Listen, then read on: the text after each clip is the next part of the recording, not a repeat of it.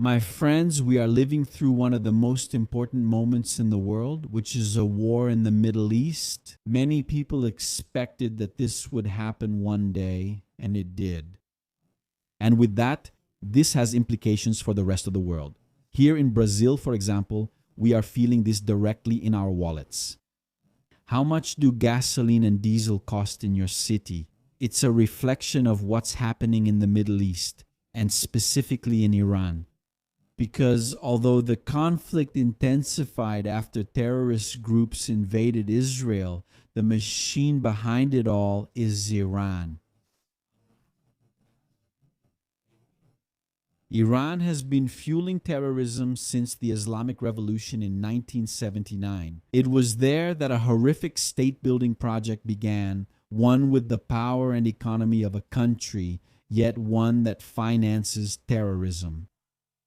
In the Middle East and around the world, there were warnings this week that Iranian embassies in different places around the world, in Europe, even in Australia, are recruiting men. In other words, Iranian citizens or not, who are willing to become martyrs against Israel, against the Jews, against the United States. Because now Americans too, especially Trump, are being called the great Satans more than ever.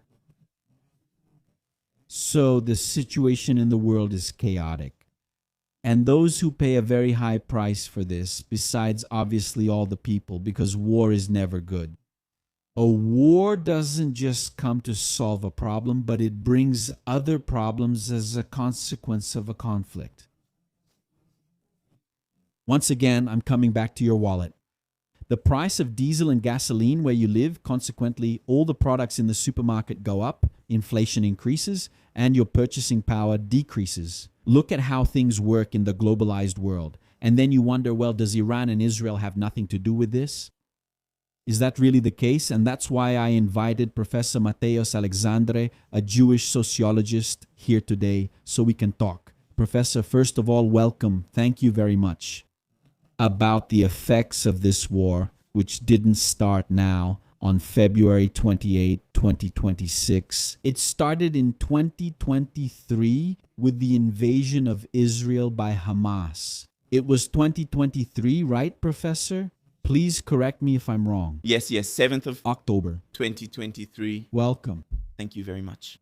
I really like that you start by putting it in those terms, because a lot of people say that right now we have a regional war, because at this moment we have a confrontation between two states, Israel and Iran, and now also including the United States. But the truth is that this confrontation between the two states, Israel and Iran, has been going on since October 7th. October 7th indirectly, but it was Iran. October 7th, the attack on October 7th was planned from Tehran. Hamas acted with the approval, with the funding, and with the support of the regime of the Islamic Republic of Iran. So we can't disconnect the war in Gaza from this bigger conflict, which is the conflict between the Islamic Republic of Iran and the Jewish state, which is the state of Israel. Professor, and it's interesting because here in the West, they seemed like totally different things, right? There wasn't this connection in the popular imagination. What does Iran have to do with Hamas, right? What does Iran have to do with Hezbollah? And now people are learning that Iran created Hezbollah, right? That Iran financed Hamas, not just Iran. Later we found out that even the American government, through NGOs, ended up passing money that reached Hezbollah, even reached the Houthis in Yemen. There's even this new terrorist group that nobody had ever heard of before, the Houthis, right? Other Shiite militias inside Iraq, inside Syria, and they were growing there in the Middle East and in the world, and we didn't notice. Because it seems like we are isolated here in the West with our culture, with our religion, with political issues, with certain agendas. That occupied our discussions much more than looking around and seeing that this was terrorism. And it is terrorism, yes. I even want you, as a sociologist, to explain the difference between a radical Islamic terrorist who operates on behalf of Iran and the difference from a terrorist from the 70s or 80s from the Soviet Union, for example. Because there is a difference, even though the way to achieve a goal is through terror, right? Where you are going to die and kill many people or destroy something significant. But there is a foundation for that which is different, right? And we're not used to understanding and dealing with that mentality. Because what makes someone blow themselves up and kill other people, right? Because here in the West, it's inconceivable for someone. It's even taboo, right? We can't talk about this topic so openly here on social media because they cut it when someone takes their own life. You can't? You can't? Unthinkable for us, right? To say that, or it's unthinkable for a mother from the West to wish for her son to blow himself up. What Brazilian mother would be proud to see her son dying in a terrorist attack? But look, the difference is that in the West, and we saw this happening when Hamas invaded Israel, there are some Palestinian mothers celebrating, right, with pride. And Iran has this policy, and it's a state policy, right? It's a state policy. It's cultural, it's religious. Recruiting martyrs now to blow themselves up, to take the lives of Jews, not just Jews, and don't be mistaken, right? You who are here with us, it's not just Jews. Jews are the closest targets, but it's the West as a whole. And I think that now, after the war, it might get even worse. This issue of radicalism, because of terror, we understand that there's not much way to deal with it peacefully. Like sitting at a table and having a conversation. No. No. When it comes to terror, if you're willing to sit down with it, it will read you as weak. Because it already sees you as an inferior being, as an inferior culture, as an inferior religion that needs to be suppressed and even destroyed so that theirs can take its place. So you understand that it doesn't work that way. Are we going to sit down and negotiate? Are we going to sit down and try to understand each other? No. It's already past that stage. Yeah, so don't fool yourself. Oh, is it just over there in the Middle East, or is it just against the Jews? No. Today, the world is held hostage by Iran. So let's go, right? There are a lot of elements on the table for us to discuss. I think the first thing is for us to clarify, add some nuance here, and think about things with the complexity they require. We live in a world where everything is very polarized and social media demands these simplifications. And that's why we're living in such a difficult time, because people demand simple answers and nothing about the Middle East is simple. So when we think, for example, about Iran and we think about religious extremism in the Middle East, we're talking about a political movement known as political Islam or militant political Islam. This political and militant Islam is not to be confused with the religion of Muslims in general. It is a specific movement, and some of its forerunners include especially the Muslim Brotherhood movement back at the beginning of the 20th century. But this movement will gain strength especially in the second half of the 20th century, in the 1970s and 1980s. Which is precisely the moment when we see the Islamic Revolution in Iran, when we see the emergence of Al-Qaeda in Afghanistan, the PLO, exactly. The PLO will not be from this branch of political Islam. The PLO will be from a branch of Arab nationalism. It will have a bias, it will have some influence from Muslim culture, but it will have a much more nationalist bias than a religious one.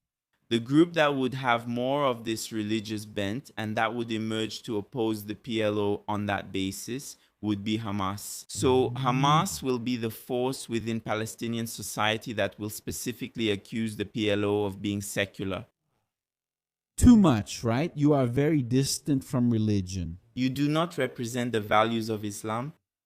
So, and then the rest of the backward people from Maine will also play the same role in Lebanese society. And then, We falando de look at the mess already, Professor. isn't it?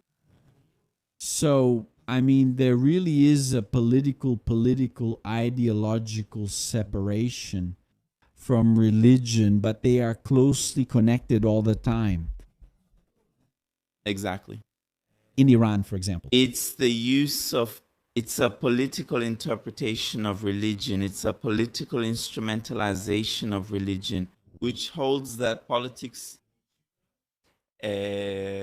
because today we live in a world where, for example, here in Western and westernized countries like Brazil, we live with the idea that politics and religion should be separate spheres. That's the discourse. That's the discourse, exactly. Religion and politics don't mix. Exactly. But then somehow these ideas were taken to the Middle East. These modern ideas, right? Attempts were made to put them into practice in the Middle East, but they failed. And in this process of trying to modernize Middle Eastern societies, a process that failed because these are very different societies with very different processes and cultures. So a movement emerges in reaction to this. And this movement in reaction to that will also be, one of those reactions will be this Islamic radicalism. It will be this political Islam which believes that no, the nationalism of our peoples doesn't have to be a secular nationalism, secular even. It doesn't have to be simply an Arab nationalism. It has to be a Muslim nationalism. Islam should be the central identity of our peoples. It doesn't have to be simply the Arab identity. If we think about it, for example, the PLO had Arab nationalism as the core of its identity. The idea that all the Arab peoples of the region made up the same nation and the entire Palestinian territory. And that's why they believed that Israel had to be abolished and so on. It was a very nationalist view of the Arab world that saw Israel and the Jews as invaders. And also because they had lost, right? They had lost all the wars they tried against Israel. And then this movement emerges as an attempt at revenge. And then in this context, the Islamic radicalism that will emerge with Hamas has a different perspective. It is a perspective that, based on religion, will interpret the conflict with Israel. Based on religion, everything that happens in the Middle East will be interpreted. And based on religion, a vision will be established for what the future of that society should be like. Look, Professor, you brought a very interesting perspective, and that really starts to clarify all of this. Why? Because we see the world not only from the religious perspective in which we were raised, we Westerners. We see it from history class at school, from geography, from politics. And when we look at the world, it's also from a political perspective, because we say, no, I like democracy. And I tend to interpret the world based on what I learned, what's in my DNA, in my essence. From democratic values? Exactly. So we, especially we Westerners, and in this case, the United States and Iraq, it went very wrong because they tried to impose our way of living on them. They tried to establish a democracy in Afghanistan. Sorry, not Iraq. In Afghanistan, we tried to impose a democracy and everything went wrong because they don't even know what that is. It's not in there. But going back... So it was a democracy in our mold. They didn't try to create a democracy in a way that would fit their culture. Exactly. And who said they want that, right? There's also that. Who said they want it? But then it's very interesting because we look at the world through our own ideological, historical, religious, but mainly political bias. And then you brought up, no. The radical is looking at the world through the lens, this kind of radical religious. Let's put it in terms of the Quran. Everything is anchored there in the laws of Muhammad. So then you can deal with the rest of the story. But everything starts there. And that's where we clash. That's very interesting because the Muslim world, let's think about this for a moment, right? Uh, the Ottoman Empire was a great empire that ruled over those Arab and Muslim lands, North Africa, Morocco, Libya, that whole region for many centuries. If we think about what is now the state of Israel, the Ottoman Empire was present there for 500 years, yes. And the Ottoman Empire was a Muslim empire. So the Jews under the Ottoman Empire had a subordinate status because it was an empire with Muslim supremacy. So Jews and Christians had a second-class status, which was known as dhimmi. But all the passages in the Quran that contained more hostile references to the Jews, they weren't that important. They're like passages from the Torah, which are controversial passages, but that we understand today refer to historical controversies of that time, of what happened back then. So those weren't really used to fuel conflicts except by some localized, more radicalized groups in some more specific disputes. But starting from the beginning of the 20th century, from the end of the 19th century, militant political Islam began to emerge, which is what I'm trying to explain here. An interpretation of the Quran that puts a lot of emphasis on this, and hostility toward Jews will become very prominent. As if it were a trigger to push the cause forward. So the Jews will be treated as historical enemies of Islam, as enemies of Islam from the very beginning. Because according to the story told in the Quran, the Jews rejected the teachings of the Prophet Muhammad. So for this political Islam, hostility against the Jews will be something very fundamental. And this will strongly influence these Islamist movements. That's why we call them Islamists, distinguishing them from Muslims or simply followers of Islam. It will strongly influence these contemporary jihadist and Islamist movements that we know as Hamas. In the very founding charter of Hamas, this is made very clear.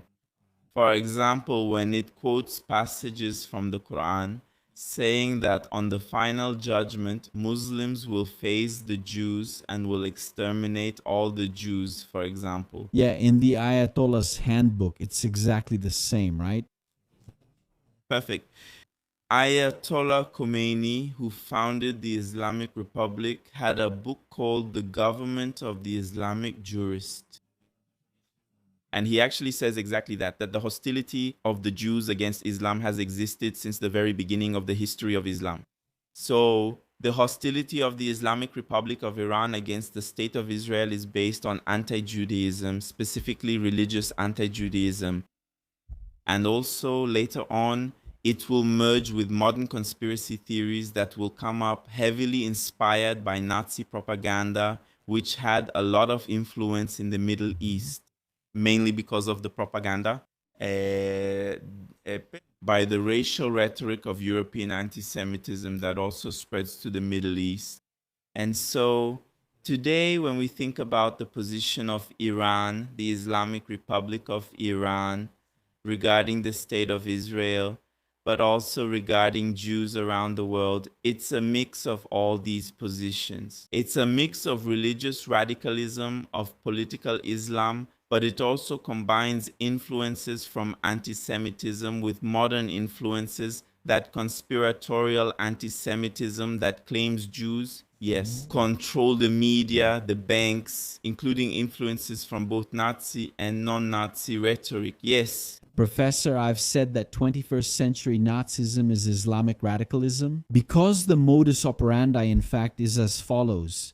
If you look at how the Iranian government was structured, it's exactly the same. It happened to us. You can't even say the name of that plague from World War II, the guy with the little mustache. The modus operandi is the same. So you have a supreme leader, right? A supreme leader. In Iran, for example, you have the Revolutionary Guard, you have the Basij forces, base forces divided like the Gestapo was, like the SS was, each one to control an aspect of society. And you have hatred against the people, and in this case, it's the same people. And total control over the domestic population. And total control over the domestic population. For those who have never heard about this, folks, Iran has just executed thousands of citizens who were protesting, which has nothing specifically to do with the war and its conflict with Israel. But it is related, not directly, but it has to do with the social problems inside the country, right? Lack of water, lack of energy, huge inflation, total devaluation of the currency. So the people became desperate, went out into the streets, and were destroyed, massacred in unimaginable ways. I believe that with the fall of this Ayatollah, and eventually with the fall of the regime, these documents, these files will come to light. And I hope they do come out so we can understand. And then, yes, the world will understand because Iran is a black box. And the world will understand the depth of Islamic radicalism and how they are deeply connected there in the 1920s, 30s, and 40s in much the same way. So Iran has a structure very similar to what Hitler had, including with the war madness, right? With weapons of mass destruction to dominate. That's part of the Ayatollah's playbook. Because he made a translation there. He reinterpreted or interpreted the Quran with his political view now, right? In this playbook, the goal is the expansion of this political Islam. Precisely because he understands that, as I mentioned a few minutes ago, political Islam had a new rise in the 60s and 70s, especially with the Islamic Revolution, proposing a response to modernization which didn't work out in Eastern societies, in Middle Eastern societies, in the Middle East. So when we think, for example, about Iran, it was a society that was deeply much more secularized than any other society there in the Middle East. Iranian society already had a much greater tendency than any other country in the Middle East to take its religion into the private sphere. But at the same time, the country was going through a huge economic, social, and political crisis. And it was also under a dictatorial regime too, right? The regime of Mohammad Reza Pahlavi, which was not exactly a wonderful regime.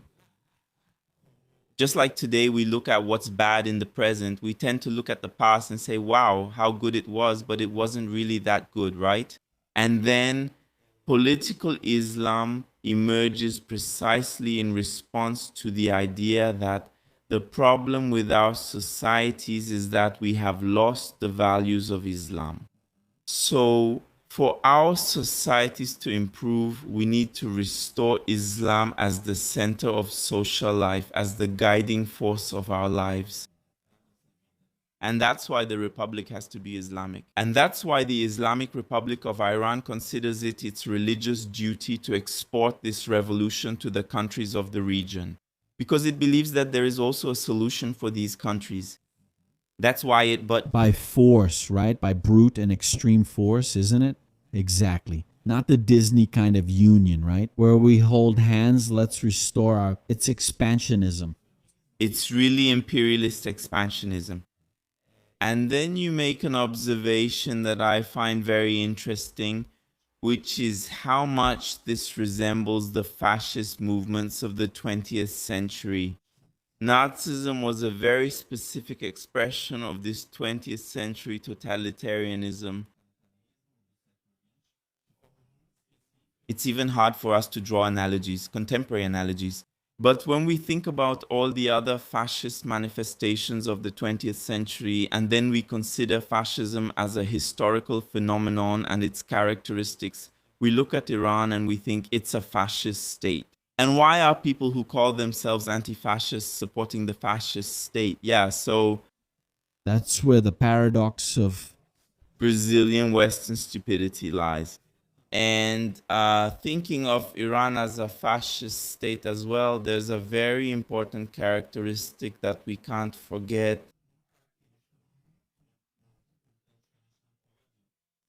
Iran has anti-Semitism, and here I'm talking about hatred against Jews for those listening to us. Anti-Semitism is hostility, discrimination, and prejudice against Jews. It is a state policy in Iran, yes. It's not just a localized prejudice. It's not just absurd statements from the leaders. No, it's a policy. as some activists here in the West would say, it's structural. Yeah, right? Yeah, that's a correct way. For you to use that perfect definition, right? Yeah. This definition, yes. It actually structures the state's policy. It's a state policy to structure the policies of society. Yeah, that's it. And this, since 1979, as I said, the vision of the founder of the Islamic Republic, the supreme leader Khomeini. Was it Khomeini or Khomeini? Khomeini, right? He was the first. The first one who came from France. He was exiled. The one who founded the Republic in 79. He wrote in his book, The Government of the Islamic Jurist. It was already present in his work, in his vision, the hostility against the Jews from a religious perspective. But not only that, also from a conspiratorial perspective, that there was a global Zionist conspiracy against Islam, against the peoples of the Middle East. That's why Israel had to be a country that was wiped out. And then when we think, for example, from the late 1980s until now, at this moment, we understand that Iran has an official policy of promoting Holocaust denial. Yes. The Holocaust, for those listening to us, was that terrible moment in the history of the Jewish people in which 6 million Jews were exterminated during World War II, during the extermination campaign promoted by the Nazi regime in Germany. And the Islamic regime has an official policy of promoting Holocaust denial. In 2006, President Mohammed Ahmadinejad sent a letter to the German Chancellor Angela Merkel, insinuating to her that the Holocaust was an invention of Western countries to take advantage of Germany. Another conspiracy theory. In fact, Professor, today there are many people on the internet who take this theory very seriously and at different levels. Yes, at different levels. You have that Soviet-style activist who says this. You have that progressive who says exactly the same thing.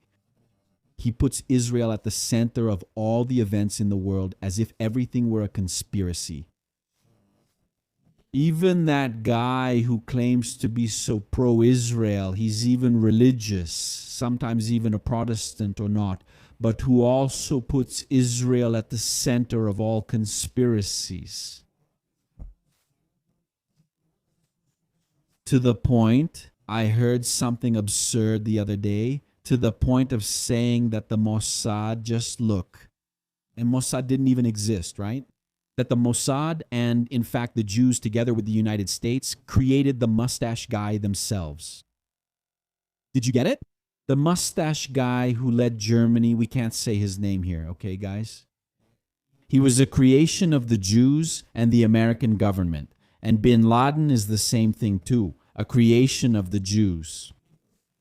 September 11 was the one. It was the Jews with the CIA. These are narratives, and it's very interesting that you brought this up, because in reality, when we look at the reports that talk about anti-Semitism in the Iranian regime, today these are narratives that are circulated daily in the state media of the regime, every day, including state media that are producing content in English for European and American audiences, that are producing content in Spanish for Latin American audiences, our neighbors, and that are now producing content in Portuguese for us here in Brazil, for Brazil. It's already here. Iranian state media is already producing content on social media in Portuguese for Brazil. A state media outlet is already here. operating from within the country, Exactly. giving a briefing, right? They're giving the briefing about what line needs to be pushed there now. It's very interesting that you bring this up because these conspiratorial narratives are present in the state's discourse in Iran. And I mentioned 2006 when President Ahmadinejad sent that absurd letter to Angela Merkel. But in that same year, the Iranian government held an international conference to review the Holocaust, to promote views that deny the history of suffering of the Jewish people. But why does the Iranian regime promote Holocaust denial so much? Why does it need that, right? Why does it need to foster hatred against Jews? You might ask, what does Iran gain from this? What does it gain from this? It's because in their view, since they have an eschatological perspective, right, that the redemption of the Muslim world also involves the destruction of the Jewish state, the redemption of Jerusalem, which will happen by expelling the Zionists from there. And within this eschatological view that the Iranian regime has, which is modern, right? Because there were no Zionists when Islam emerged in the world. no, not at all. There were no Zionists, right? That's what I mean when I say they mix one thing with another, political Islam that emerges in the 20th century with history. With the modern conspiracy theories against the Jews, which were created at the end of the 19th century into the 20th century, and they mix all of that into a language that's going to be directed against Israel, but not just Israel, right? So why do they do that? Why do they promote Holocaust denial? Because we know that Israel was founded in 1948 in a context where the world was in shock because of it, because of the disaster of the Holocaust. The world looked at the Jews and saw great suffering there. The Jews were facing, the world had seen that the Jews had almost quasi been completely exterminated. That was the Nazis' plan. So the Jews needed a home. So what is the logic of the Iranian regime? It's that if I invalidate Jewish suffering, if I deny that the Jews actually suffered, I delegitimize the state of Israel. Because that's what convinced, that was the reason. It was this suffering that led the world to support the need for the state of Israel. And if I delegitimize, if I say that the suffering of the Jews is a fraud, then the Jewish state is a fraud. That's the reasoning of the Iranian regime. But obviously, this hatred of Jews doesn't stop there. This is aggression against Jews worldwide, obviously. But it doesn't stop there. The Iranian regime, as we know, promotes real concrete violence against Jews around the world. And then we have investigations point to the involvement of the Iranian Revolutionary Guard in the attack on Amir, which is the Israelite Mutual Association of Buenos Aires, that claimed the lives of 85 people. In the 80s, right? In the 90s and 94. We also had more recently in Australia the expulsion of the Iranian ambassador because Australian investigations pointed to the involvement of the Iranian Revolutionary Guard. Now, last year? Exactly. Last year, the Australian Prime Minister expelled the Iranian ambassador after investigations pointed to the involvement of the Iranian Revolutionary Guard in attacks against synagogues in 2024 in Sydney and in Melbourne in Australia. And then Australia decided to expel the Iranian ambassador. And at this very moment, we have several attacks against Jews happening around the world. And once again, the investigations are underway, suggesting, though not yet conclusively, that the groups carrying out these attacks are very likely linked to the Iranian Revolutionary Guard.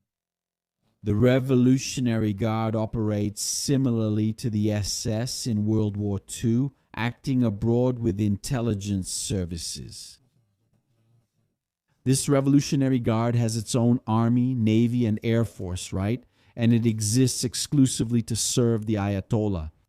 It doesn't belong to the people. It doesn't work for the people. It works exclusively to keep the regime standing, to keep the regime functioning.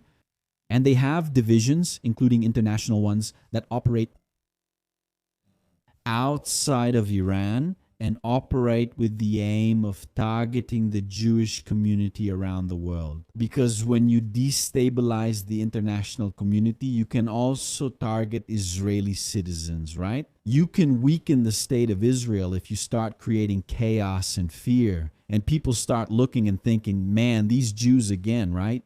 Again, once more, the Jews are at the center of events. And then you create terror within that host country. You create terror within Israel. And it's a cycle that doesn't end, right? It's a cycle that doesn't end. Because then the Jews start getting scared, right? Why are there Jews all over the world? Because at some point they end up being persecuted, right? I'm going to have to leave here. I'm going to have to. The latest news from France is scary, right? Yes. Islamic radicalism has grown exponentially. There's no longer a state policy that protects and guarantees the safety of these Jews in France. So where do they go, right?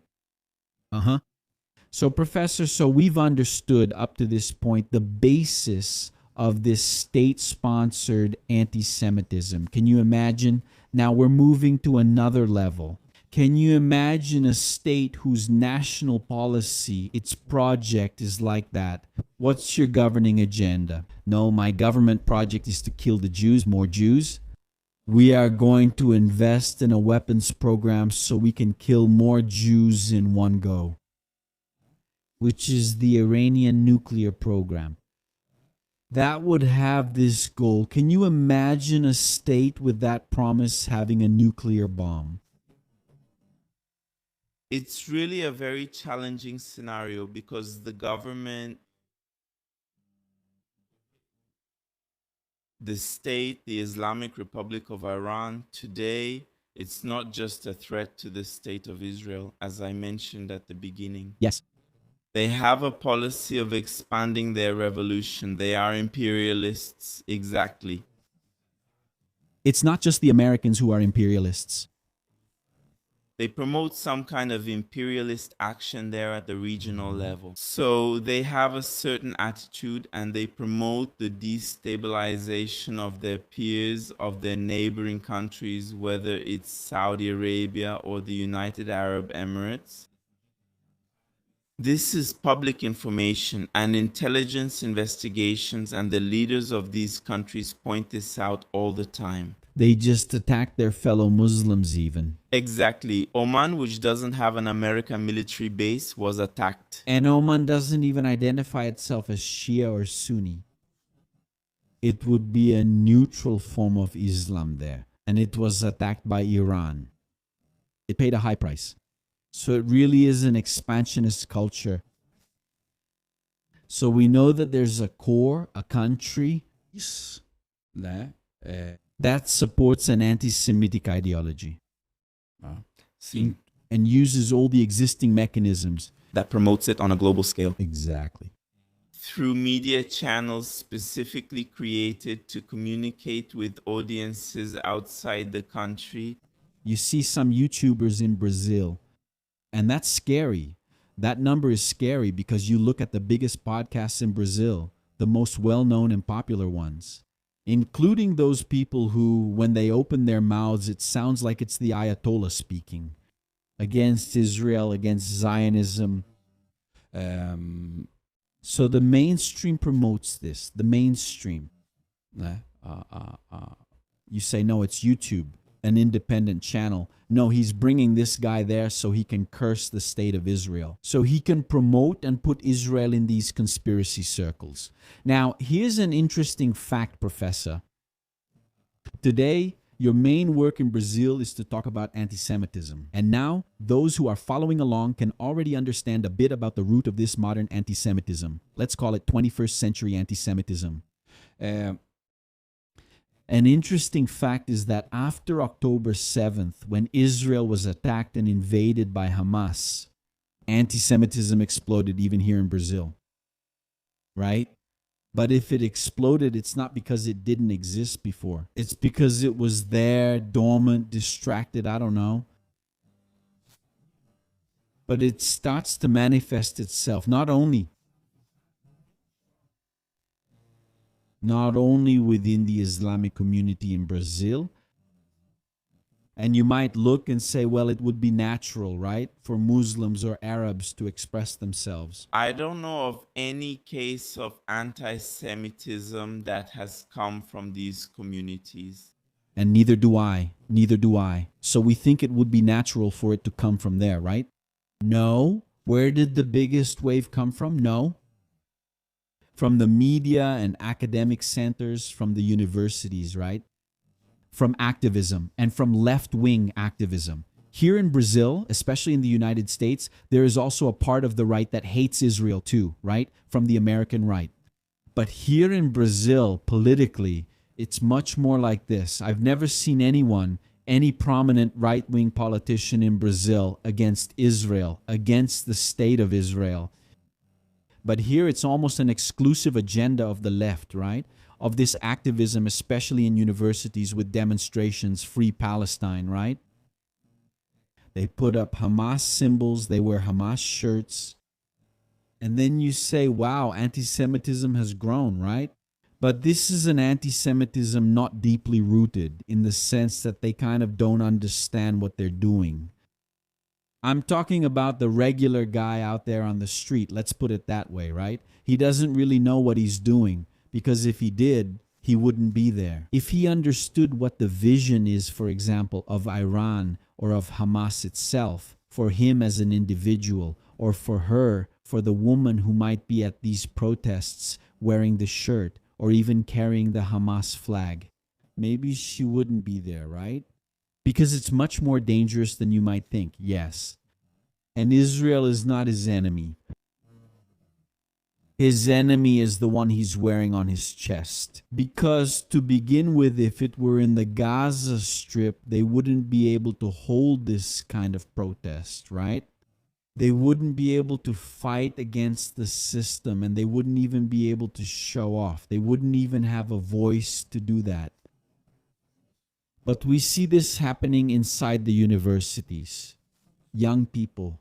People that you would say, no, this boy, this girl doesn't know the Islamic Revolution. This boy, this girl doesn't even know what the Quran says.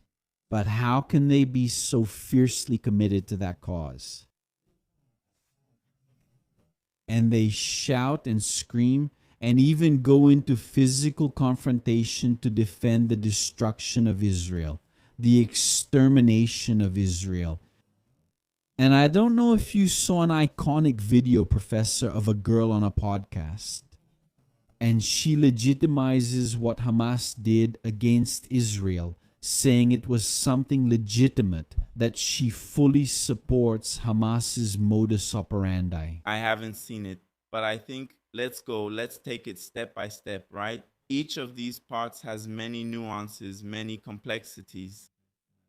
The first thing is, I think there really is a rise of right-wing anti-Semitism in Brazil, but this right-wing anti-Semitism is more underground. It operates more on the margins in society's less visible sectors. These are groups, extremist cells, supremacists, neo-Nazis that operate almost in secrecy, if you know what I mean.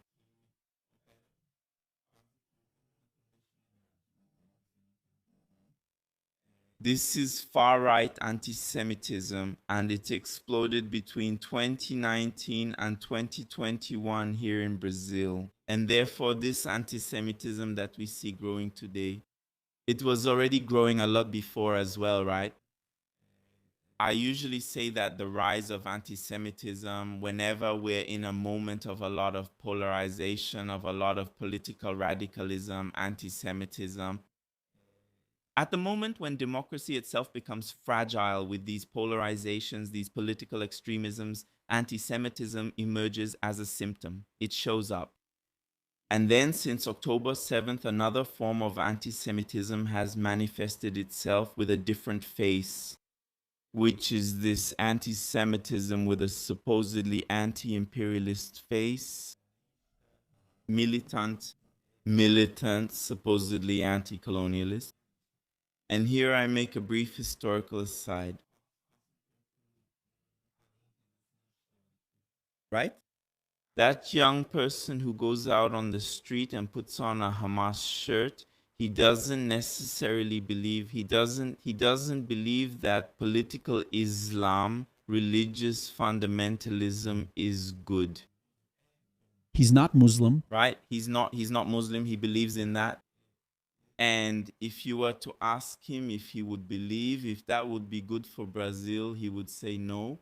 But the problem is that he has a romanticized view of what this fundamentalism in the Middle East is, and he thinks that this fundamentalism necessarily represents resistance.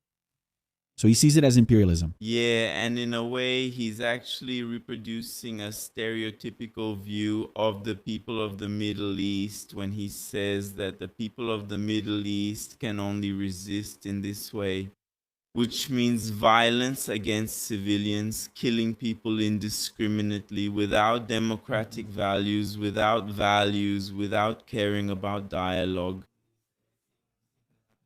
incapable of letting go of this religious extremism and so on. But this is a long-term process, and we would have to go there too. Anti-Zionist propaganda from the Soviet Union, which demonized Zionism as a terrible thing, a demon to be fought against, right?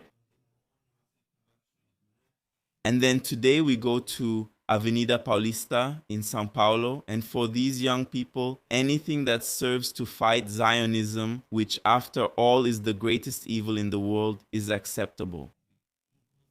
Including fundamentalists they don't even agree with. And they get confused, right? They mix Zionism with imperialism. Yeah, with racism, with colonialism, with genocide, with apartheid. Zionism has become a synonym for everything that's bad in humanity. And that's why, since it's considered an absolute evil, anything goes to fight Zionism. Any means to achieve that end is valid. Including committing the very things they accuse Zionists of: apartheid, genocide, right? War crimes, sexual violence, being LGBT phobic, being racist, everything they fight against Hamas practices, but they support it because the end justifies it, which is fighting Zionism. And here it doesn't mean that they would have to be super supporters of Israel. They could be critical of Israel. They could say, look, Israel is this, Israel is that, as a government. Exactly. Right. Or they could even support the population of the Gaza Strip. Say, look, the civilian population is suffering. That's legitimate. Because after all, we who defend democratic values, we know that there are universal human rights. And that includes the Palestinians who are in Gaza as well. But when we treat defending those people as defending Hamas, an openly anti-Semitic terrorist group, then we're already entering another territory.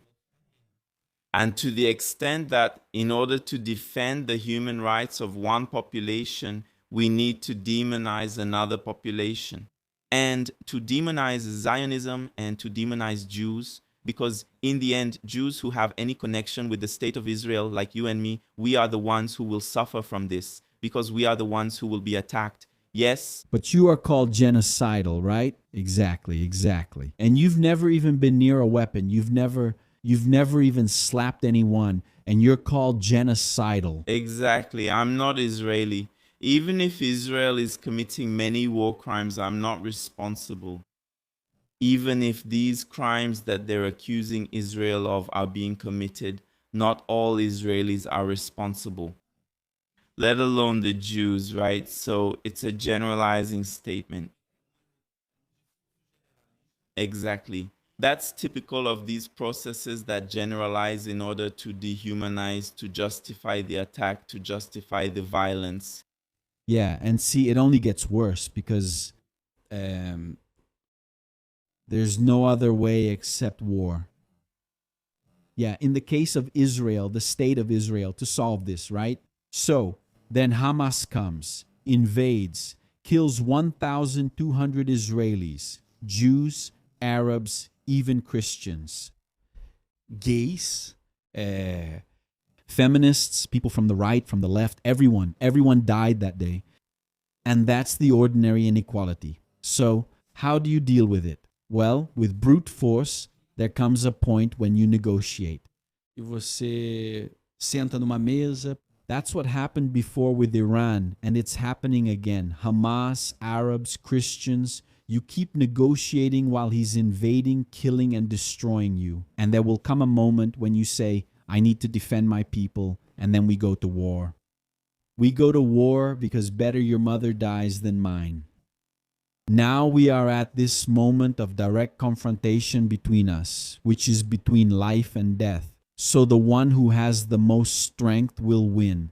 And then, yes, all of this is very hard to control and measure, and it just keeps getting worse. The more the terrorists attack Israel, the more proportional Israel's reaction will be. But Israel is a state, and the terrorist is not a state. The terrorist is a terrorist, a cell, a group that represents an ideology, an idea that has no state, no borders, and no responsibility whatsoever under international law. And they are not concerned about that. On the contrary, for them, it's an advantage not to have it. Certain responsibilities to the world because they are not held accountable. You don't see any European leader taking the podium, standing on the stage and demanding that Hamas take a stand, that Hamas do this or that. You see these demands being made of Israel because Israel is a state that is subject to international laws and only international laws. I usually say that it's precisely because of this, I believe, that the Palestinians need to somehow have a state, so that they can also be held accountable in some way. Yeah, because look at Iran, right?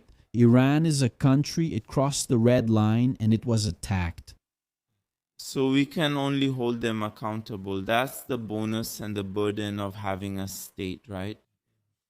We have self-determination, but we're held accountable for having self-determination. And the other side isn't.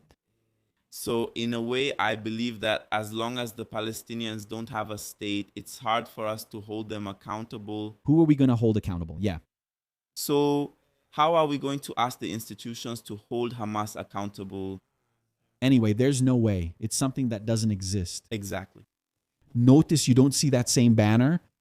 I haven't seen any university, any political group say save Iran. Did you see it?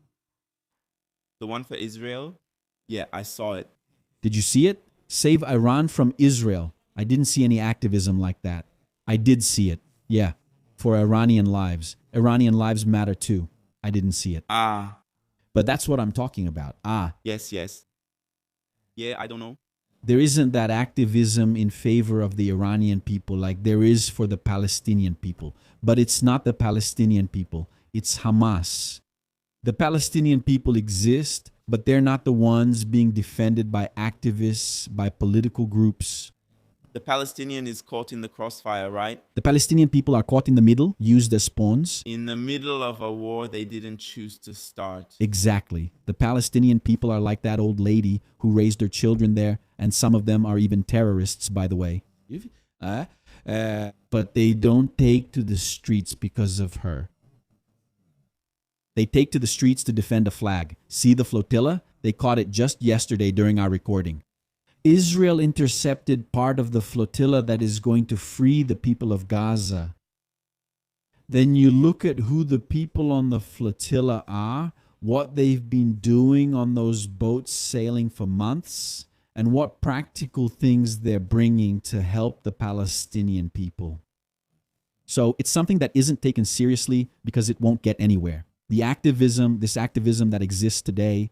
And I usually say that if these people were truly interested in a better future for the Palestinians, they would be interested in thinking about collaborations between the Palestinians and the Israelis. Because it's only through this collaboration between the Palestinians and the Israelis that things will change. because after all, there are Arabs and there are Jews there. So no one can leave and no one is going to leave. So it's these two peoples, these two populations will have to learn to live together there. And the Palestinians, unfortunately, I don't believe that the de-radicalization of the population will come through war. Palestinian isn't a race, correct, Professor? It's a nationality. It's a nationality. Arab is an ethnicity, and the nationality was formed through, like, there are several Arab nationalities that were formed just like various nationalities throughout history. The Palestinian people are a people, a nation that was formed in that region. The Arabs from that region became a nation distinct from other Arabs. And they adopted this name because it wasn't always the name of the Palestinian region. That place changed names many times, including who controlled it. In fact, there were Palestinian Jews there. During the transition from the British Empire to the State of Israel, they had citizenship from the British Mandate of Palestine, but the identity of being Palestinian was never really embraced by Jews. Because this identity, this Palestinian identity, is very recent. Yeah, it's from the 20th century it started. It was formed mainly especially after the Young Turks Revolution. And then it starts to consolidate when the British Empire arrives. It really starts to consolidate. But the fact is, today we have two nations. So I think that many times we get caught up in the discussion, which is the legitimate nation? Which nation came first? But the fact is, what are we going to do with these two nations? Because it's been 100 years of conflict. And so the fact is, I think the longevity of the conflict between these two nations has already proven that they are two nations that are here to stay. But then we understand, Professor, even at the beginning of our conversation, you explained very well the role that Iran plays in this. Yes. And for an anti-Semitic and even expansionist state policy, and this is not exclusive to Iran. Other powers have already done this in other parts of the world. For them, it's much better that there not be two states, no Palestinian state. Absolutely. Iran is against the two-state solution. They need chaos to justify it. First, chaos. It prevents peace. If there's peace between Israelis and Palestinians, Iran loses the reach of its narrative. Exactly. The hate speech ends. Iran won't be able to sustain its hate speech against Israel. Look, Hamas is finished, Hezbollah is finished, because the justification is exactly to prevent evil Zionism, right? Exactly. And if two states are created and peace comes, that's it. It's over, isn't it? How does Hamas actually gain strength? It gains strength, it actually emerges to prevent any peace agreement between Israelis and Arabs. And it emerges as a reaction to the agreement between Egypt and Israel. Exactly. It's there. Its founding charter is already denouncing this. And after the Oslo Accords, Hamas, it takes upon itself. The Oslo Accords were those peace agreements between Israelis and Palestinians that aimed to build a future of peace. Unfortunately, it didn't work. But Hamas, it takes upon itself the task of blowing up those agreements, boycotting them, and they succeeded. That's what they achieved with the Second Intifada. Because there's no way you can establish peace in the midst of chaos. It's impossible. You're constantly creating common enemies there. Just to wrap up this segment as well, this also applies more broadly in the way some groups in the West look at the Middle East as if it were all the same thing. And as if all Arabs and Muslims bought into the Palestinian narrative. And in reality, the Arabs don't even care about that. You have very well-established countries there. Saudi Arabia, Qatar, Kuwait, Bahrain, the Emirates. In fact, the Emirates are even part of the Abraham Accords. Look, something historic happened in this war with Iran when Israel sent the Iron Dome, one of its defense systems, to the United Arab Emirates. It was operated by Israeli soldiers intercepting missiles from Iran. Iran, which is Islamic and Muslim, attacking another Islamic and Muslim country, being defended by Israeli anti-aircraft batteries. This just helps us understand how the Middle East is such a diverse and complex world, and we can't put everyone in the same box. Exactly. Exactly. In other words, there is already peace between Jews, between Israelis and Arabs. It already exists. And Muslims. Muslims, of course, are the foundation of everything there. That peace is already happening. Because the question is, when will there be peace between Arabs and Jews? It already exists here. I have Arab colleagues, and you probably do too. You probably know some. We probably buy from Arabs, sell to Arabs, to Muslims.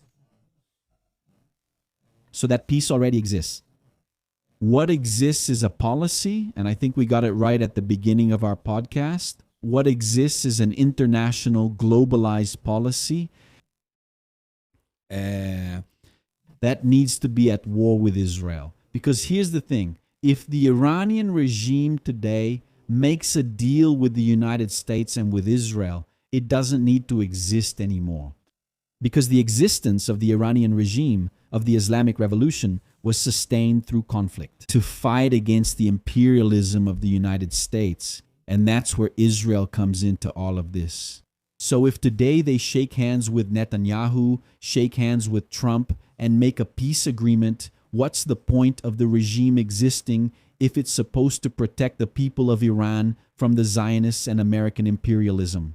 And it's the same thing with Hamas and Hezbollah. Why don't they make an agreement? Because they don't want an agreement. Because if they make an agreement, they don't need to exist anymore. They feed on chaos, on chaos. Like many extremists today in various places around the world. It's true. Extremism exists to destabilize. They needed it. I saw just now this week a report came out that Putin started to adopt, went back. The Soviet Union used to do this, and now he's doing it again, promoting this inside Ukraine. They send a guy there, a crazy person, goes into a supermarket and boom, blows himself up, gets on a bus, boom, blows himself up, chaos. Then you start making the population desperate. Look, thank God, here in Brazil, we don't have this problem. We have many others, but this problem we don't have. And I think Brazilians wouldn't know how to deal with this kind of problem here. Right, Professor? Let me ask, how long have we been recording?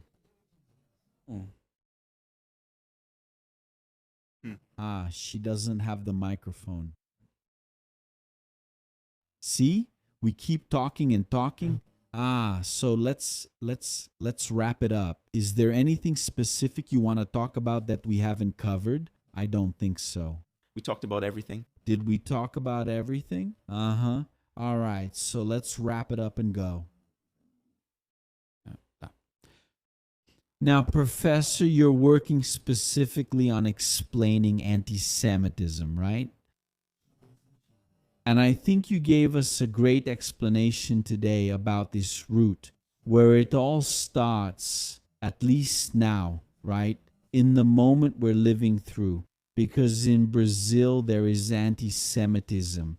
It's present in all spectrums da sociedade, mas é diferente, né? One thing I learned from what you just said is to separate this militant anti-Semitism de outro mais enraizado, né, que vive no hidden world. Because I actually think it's like that. It lasts longer.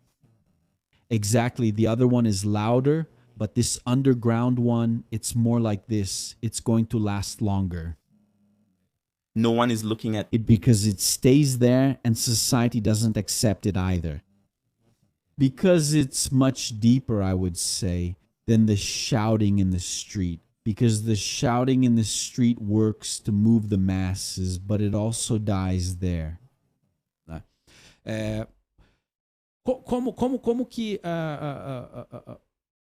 How to fight this? fight in the sense of informing people, because I think what's missing is information. Because when you have information, for example, whoever watched this podcast and now understands how Iran operates will look at the conflict. They'll look at anti-Semitic rhetoric and they'll understand. No, that's fabricated when they realize there's even Iranian money paying for it. Influencers all over the world to speak badly about Israel and speak well of the Iranian regime. How can a guy taking advantage of freedom and democracy, like I can go on YouTube and say whatever I want because I have freedom of speech, defending the Iranian regime, isn't that a contradiction?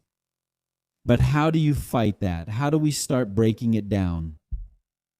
Look, I mean, I'm a teacher. I came from the classroom, and for me, my main weapon is still education. I still don't think, no, I don't have no other better path has been presented to me yet. I think it's educating through social networks, educating through content, educating through books, educating in the classroom, educating through the Holocaust Museum in Curitiba, which people can visit. Educate through action, not in multiple ways. We have to educate, yes, but that's our main tool, education. Literacy, as people usually say, is about doing the right thing. The work of disseminating information and doing this work seriously, grounded in research and based on empirical data. This is very important because we live in a time when, at the same time that hatred is being widely spread, misinformation is also being widely spread, and this is also reflected. It's also a reflection of a certain disregard for knowledge, because we are also in a hybrid war, which is the information war. So you come with a fact, okay, but the other side also comes with theirs, right? And in this case of anti-Semitism, the side of the anti-Semites is much more powerful, much more numerous, and much more overwhelming. And I even have a criticism. I criticize the state of Israel, which should defend itself more in the educational sense, as you mentioned. There should be 1 million teachers like Matthias. Alexandra, I have no connection whatsoever with the state of Israel, but I believe it would be great if we had more teachers doing this kind of educational work as well. Exactly. Because there are only a few of us in a huge world full of misinformation, right? And that's not an easy task. So I think it's a slow and steady job, right? It's knowing that our work isn't for the short term. It's knowing that it's having the resilience to understand that we won't reap the rewards right now. Tomorrow. But do you know that today, with the speed of information, we can already start changing minds through a podcast like this? Yes. Yes. Of course, you can already start changing some perceptions. No, so I'm going to stop and think about that. Yes, from the teacher, since it mainly involves identification. You know something I'm learning on the internet? That the truth doesn't really matter, you know? What matters is whether you said what that person wanted to hear at that moment, at that time. And that's a problem for the world. But people aren't necessarily interested in the truth. But what is truth, Professor? Tell me the truth. No. You can make up the biggest lie if someone is willing to hear it. And if you know how to tell it in a believable way. Credível. That's why anti-Semitism grows so much, because they don't address the root cause. No, I'm here talking because the Iranian state is promoting it. No. The Iranian state told me to say this. No. He speaks as if he had a very solid and well-developed factual basis. People believe it. Many times the person believes in what they're saying. Many times the person isn't paid by anyone. Sometimes they're the useful idiot. Convinced. Yeah, that's right. And no. You know why I even say, Professor, that people are being paid, right? Israel doesn't pay anyone to speak. That's true. They don't pay. They don't pay anything. But there are Brazilian influencers who have been, how does that make sense? Just so we can wrap up. A Brazilian influencer left Brazil. He went to Iran to participate in an influencer conference to receive a briefing from the Iranian government. A Brazilian influencer in Lebanon at the funeral of Nasrallah, the Secretary General of Hezbollah, and at the same time this funeral was taking place. On the same days, a conference of influencers from Brazil, the United States, and Europe was taking place to receive a briefing from the Iranian government on how to push this line in the coming months or years. Do you understand? So that's it. The propaganda that the mustached guy used during World War II still exists today, but in a much more modern way. And there are people being paid who work to support this Iranian narrative. There are people being paid who do this, and that's a reality. So pay attention, just like Tucker Carlson in the United States. You know him. I think many people who are watching us know him. Yeah, he's known as a right-wing influencer in the United States who was even an ally of Trump. Suddenly, just like that, something changes in this guy, and he starts speaking badly about Israel and attacking Israel. And now, in the last few days, supporting the Iranian regime. How can a person just like that, out of nowhere, suddenly change like that? It's the money. It's the funding. But anyway, Professor, look, thank you very much. I think it was a great conversation. Yeah. For us to bring this information so people can better understand this side of anti-Semitism, which isn't simple, right? No. Not at all. It's not just, oh, this guy hates Jews. It's not that simple. There is a whole structure behind this hatred, this anger, or this lack of goodwill toward Jews. No. Yes, it's a hatred, it's a hostility, a worldview built against Jews that is more than 2,000 years old, right? So when we encounter so much rhetoric today, many people don't even know they're repeating hate speech against Jews. But that's why it's important for us to educate, because education brings it to light.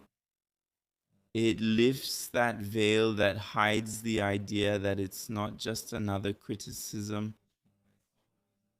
In fact, many times anti-Semitism disguises itself like that, but it's not.